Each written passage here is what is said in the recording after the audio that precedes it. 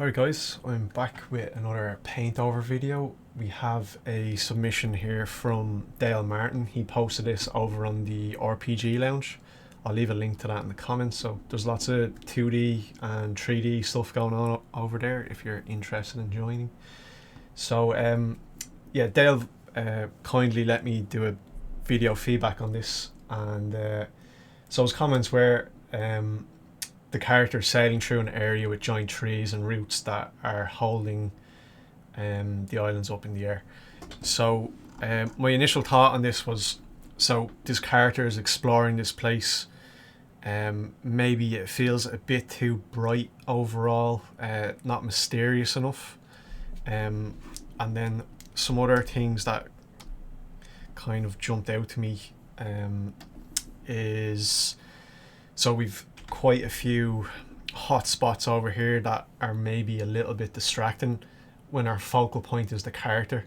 So you can see in the value structure that this area is really hot, so that's something else I'd like to address, and maybe bring the hotness back over to here where the character is.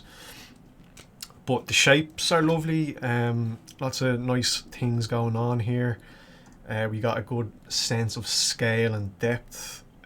We have some nice colours and bounce light as well going on. So some of the things I'm just going to run through are maybe pushing some of those ideas. So and it's also a work in progress. They'll mention that as well. So that's what I ended up with when I did a bit of a paint over. It's still a bit loose, but the general direction is to push that mysteriousness and maybe add some storytelling. So our character, you know, he's a little buddy, little dog in the boat with him. He's maybe got some supplies. He's stopped rowing his oar. Maybe they've spotted something. So I'm going to try a different format with this, where I'm just going to run through the layers and the decision making that I was doing along the way. So, okay, let's start with this one. Alright, so first up was, I've knocked back the colours over here on the water. Like I mentioned, bring some of the hotness back here to where the character is. I've knocked the background down as well, so that was a darkened layer, and I've gone in with a blue and turned the opacity down. So again, the objective of this is to bring the focus back here and contain the value structure. So this layer, then I've gone in and maybe exaggerated some of these shapes and added some other ones of the joint root structures. So just we haven't got this large white, well, lighter empty space back here. And this layer is a curves adjustment. So with this layer, I have just brought the shadows down, and it is I've just gone back in with the mask then and painted some black, so we're just getting this lighter area here. Handy way to adjust an image overall. I didn't necessarily do the layers in this order, so that's why this looks a bit awkward here. So the tree paint over, then I was just bringing, I wanted to put the highlight back in myself, so I was just adding a bit of the structure back into the tree here. I've added another tree over here on the left just to push that kind of these characters are really in this environment. There's no escaping at the minute, you know, they're in the thick of it, so to say. So just to close in that shape there, it's also known as a composition blocker. Andrew Loomis talks about that in his book Creative Illustration, which is quite good. So I've just painted out the character there. There's a bit of shadow. I'll just turn on the character there for the moment. So I'll turn these off. So yeah, with the boat, my initial thought was there's lots of room here to improve the design of the boat. So you could go into, so where did this character source this boat from? Does it have some kind of interesting design? You know, is it like I've exaggerated out the shapes here, so maybe you could have some interesting wood carving on the boat. But yeah, loads of opportunity there to push the design and interest on that boat there.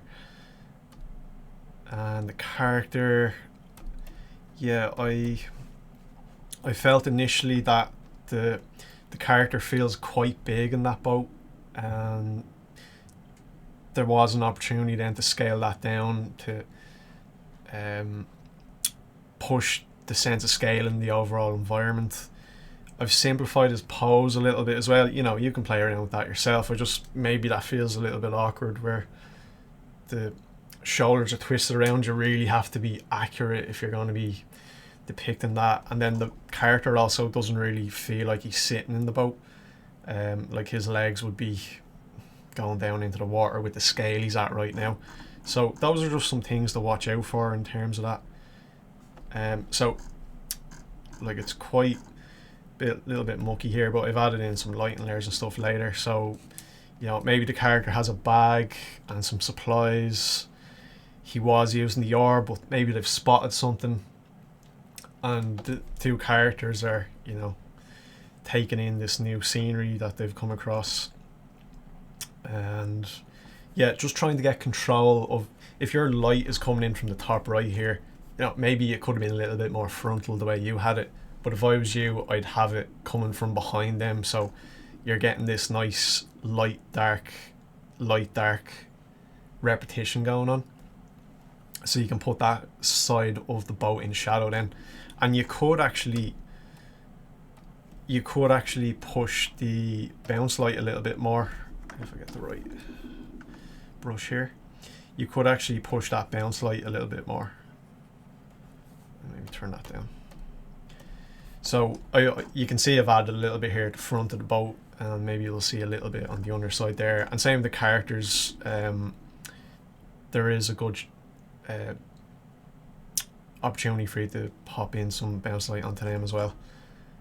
So with that said, then yeah, I felt like the trees were all very blue, and maybe the ones that are a bit closer to us have a little bit more of their colour. So I've added in a deep browny purple here. And as the trees go back into the atmosphere, they'll receive more of that blue light then, and we'll lose that natural colour of them. And so yeah, I've added in a little bit of vegetation here as well. So maybe the water level rises here, it's not always at the same, so you could imply that just at these low levels here there's a bit more vegetation, and you could add some more of your nice plants and colours here that you had in the foreground. So you only have them really in this space. See, I'd be popping them in here, so you're getting a little bit more colour into your image overall then. So that's another idea. Let's see, I was using those for the lilies. That's just cleaning up some of the shapes. And yeah, the bounce light, and you know, if you're in an environment like this, you could have a bit more of the bounce light from the water, the refraction and caustics bouncing up and hitting the seafloor, coming back up and hitting those trees then. So you could play around with that. Like you've already done that in your image here, but I'd try and push that if I could. And this was just an overlay layer with a gradient, just to, it was a little bit warm up there, so I've just deepened that blue. There's a little bit of atmosphere back here then. Yeah, just to get rid of some of those sharper shapes. And I've added a reflection into the water from the boat. And these were, yeah, I was just, maybe we can see through the water, and there's some plants and stuff, just to give a bit of depth. Again, you can push that much further. Again, I'd have to be going in and really looking at some reference now to get that looking better. And then we have the atmosphere. I've in your image, so yeah, it's nice the way you have it here, but maybe the light is a little bit too cold. So you can see here, if we compare, it just feels a little bit warmer here now. And then I've added in some extra rays at the back here, just to imply that it's hitting a few places.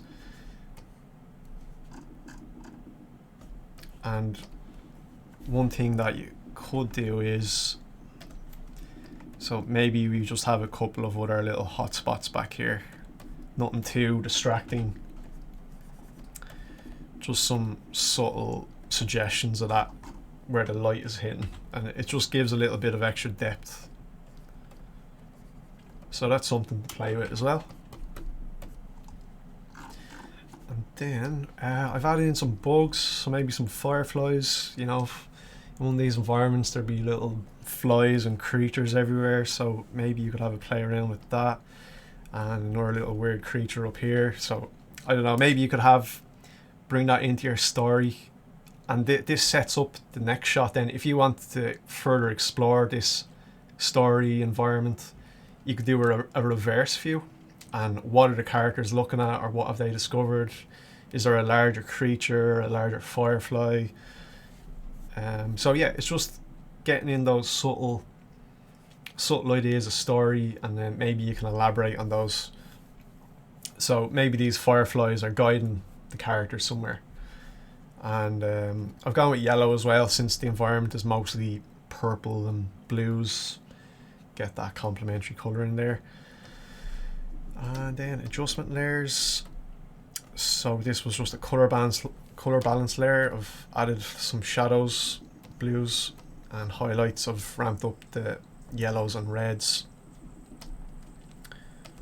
And then hue saturation, I've just shifted it into the blues a little more, and then I've brought in a curves to hit our focal point a bit more as well. So yeah, overall it's a great start on the image. So these are just some ideas, maybe the way I'd approach it, not necessarily the right way, but with a character being an explorer, maybe it might be better to the story to make the environment they're in a bit more mysterious. So I hope you found that helpful, and nice one, Dale. Great progress, and I'll see you guys in the next one. I hope to get a few more of these out soon. So if anybody feels like throwing some art up on the Discord into the whips and feedback section, I'll see if I can get to a few more of them and create these paint over videos, because they're helpful for me as well, because it's good to problem solve these images. It's a great way to learn, and even looking at other people's feedback, it's a great way to learn. That's one of the ways I would have progressed in the early days. I'm still doing it now. So thanks for tuning in, and I'll see you in the next one.